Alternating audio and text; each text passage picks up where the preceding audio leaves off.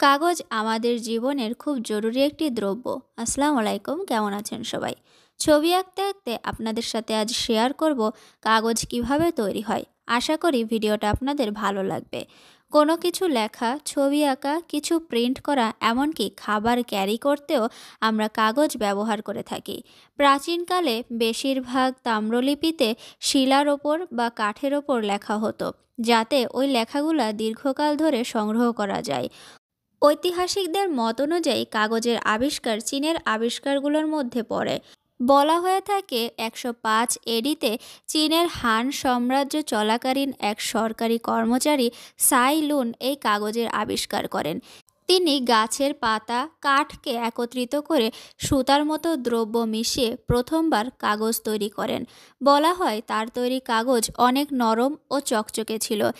এর আগে বেশিরভাগ বাঁশ, গাছের পাতা এবং পাথর লেখার জন্য ব্যবহার করা হতো। তবে লেখার পর পাথর ও বাঁশ ভারী হয়ে যায় আর গাছের পাতা খুব সহজে নষ্ট হয়ে যায়। তাই সাইলুন এমন কিছু আবিষ্কার করতে চেয়েছিলেন যেটা কম দামি হবে এবং সহজে তাতে লেখা যাবে। এটা ভেবেই তিনি প্রথমবার কাগজ তৈরি করেন। কাগজের আবিষ্কারের জন্য সাইলুনকে কাগজের সাধু বলা হয়ে থাকে। কাগজের ব্যবহার ও কাগজের ওপর লেখার অনেক প্রমাণ প্রাচীন ভারতীয় সভ্যতা থেকেও পাওয়া যায়। চীনের পর ভারতবর্ষে কাগজের ব্যবহার শুরু হয়। ভারতে প্রথম কাগজ তৈরি কারখানা ১৫ শতাব্দীতে কাশ্মীরে তৈরি করা হয়। তখন হাত দিয়েই কাগজ তৈরি করা হতো। ১৮৭০-এ আধুনিক পদ্ধতি ব্যবহার করে কাগজ তৈরির কারখানা হুগলি নদীর তীরে স্থাপন করা হয়। কাগজ তৈরির মেইন উপকরণ হলো সেলুলোজ। সেলুলোজ হলো এক ধরনের কার্বোহাইড্রেট যা গাছের মধ্যে পাওয়া যায়। সেই সেলুলোজের পাতলা চাদর তৈরি করে সেটা থেকে কাগজ তৈরি করা হয়।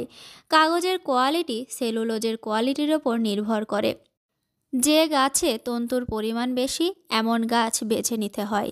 সেলুলোজের সাথে লিগনিন, পেকটিন ও মিনারেল থাকে। এগুলা সেলুলোজ থেকে আলাদা করার পরই ভালো মানের কাগজ তৈরি করা হয়। কাঠের টুকরা অ্যাসিটিক সলিউশনের সাথে মিশিয়ে লিগনিনকে আলাদা করতে হয়। এরপর ব্লিচিংয়ের কাজ শুরু হয়। এতে কাঠের টুকরাগুলা অনেক নরম হয়ে যায়। এরপর এর সাথে ক্যালসিয়াম কার্বনেট মিশিয়ে পানি মেশানো হয় মিক্সারকে পাতলা করার জন্য। এরপর ওই পদার্থকে পেপার মেশিনের মধ্যে দেওয়া হয়। তারপর সেটা একটা বড় আকারের কাগজের রূপ গ্রহণ করে। এই বড় কাগজের শিটকে টুকরা করে খাতা, বই, যা কিছু দরকার সব কিছু বানানো হয়। তবে এই কাগজ তৈরির জন্য প্রতিদিন হাজারো গাছ কাটা হয়, যা পরিবেশের জন্য একদমই ভালো না। তবে একটা সুবিধা হলো পুরাতন কাগজকে রিসাইকেল করা যায়, অর্থাৎ পুরাতন কাগজ থেকে আবারও নতুন কাগজ তৈরি করা যায়। কথা বলতে বলতে আমার আজকের মান্ডালা আর্টটাও প্রায় শেষের পথে। আপনাদের কাছে আজকের শঙ্খ মান্ডালা আর্টটা কেমন লাগলো অবশ্যই কমেন্টের মাধ্যমে জানাবেন। ভিডিওটা ভালো লাগলে আপনাদের পরিচিতদের মাঝে শেয়ার করতে পারেন। আমার পেজে নতুন হয়ে থাকলে লাইক ও ফলো দিয়ে পাশে থাকবেন। আজকে এ পর্যন্তই, ভালো থাকবেন সবাই।